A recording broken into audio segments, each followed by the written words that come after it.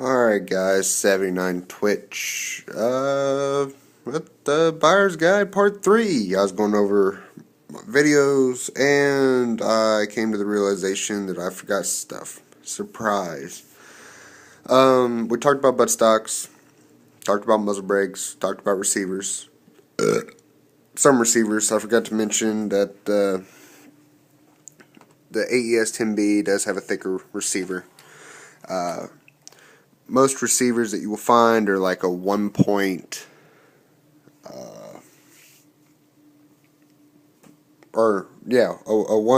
millimeter receiver thickness. This one's like a 1.5 or 1.6, something like that. A little bit thicker. RPK is meant for a higher rate of fire, even though these are all semi-automatic. You can tell by the bulge right here that it is for extra support. That's what that bulge is for. Different receivers. There is stamped receivers, which all these are stamped, and they also have milled receivers. Some people say it's a higher quality. I don't think so. It is heavier. I've heard that milled receivers do crack sooner and do have some issues. They are more expensive. I don't really see the need of having one. I'd like to have one, again, with more crap that I want. But anyway, it's another little option you can look at if you got a little bit of extra money to burn. Look at getting a milled receiver. Examples that would have one, I think the Polish have one. Arsenal makes them, but the Arsenals are almost $2,000. I don't know how much the Polish one is that have a milled receiver. And then there's other variants that you can buy. I'm not really knowledgeable about that at this time, so don't expect an answer. Hand guards. We'll talk about hand guards real quick. We'll talk about buttstocks. Talk about hand guards. A real easy way to tell if it's Yugoslavian, or now it's Serbian, with their hand guards, they tend to be a little bit longer and they have the 3 hole cuts in them.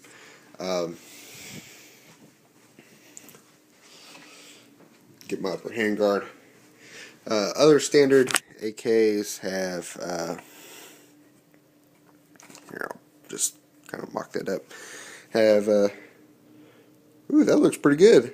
Have the 2 slot cut into it. Man, that does look good. Doesn't that look good? AMD with 1 hand guards. Huh. Maybe it fits the other way. See how? No, that looks like crap.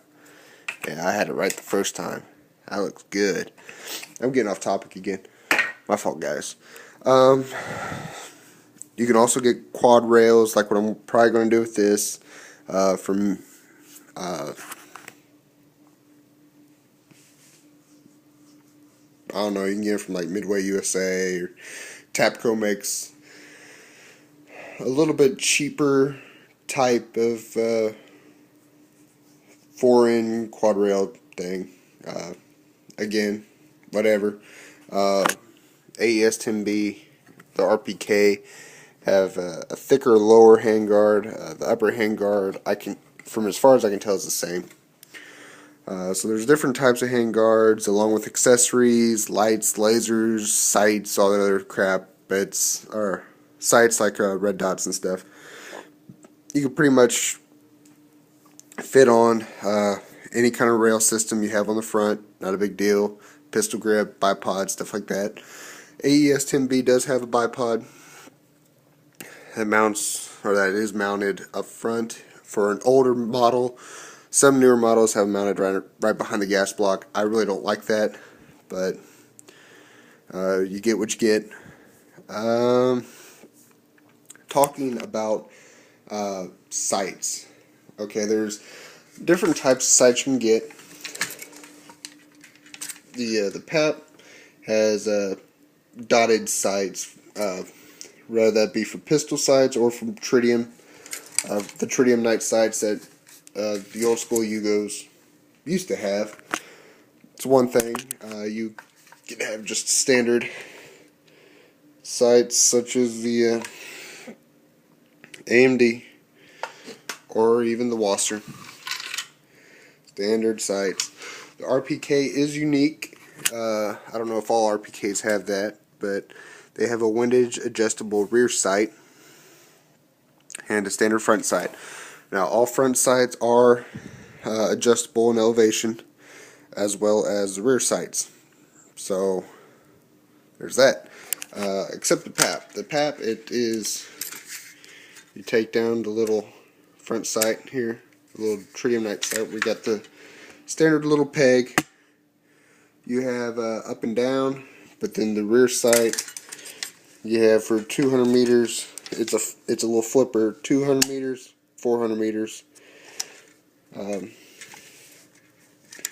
It all depends on what kind of sight you want. There are slight differences. Rather be like distance. Let's get those about lined up. Obviously, distances with the sights from each other. The farther the sights are away from each other, typically the more accurate it is. But again, with AKs, you're not going to be shooting very far. Also, flip the gun over. You have right here, it's actually a scope rail mount. Wasser 10 has one.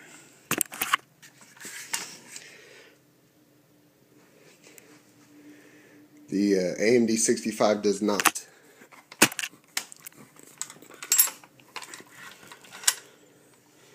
One does, one does not. The PAP does not.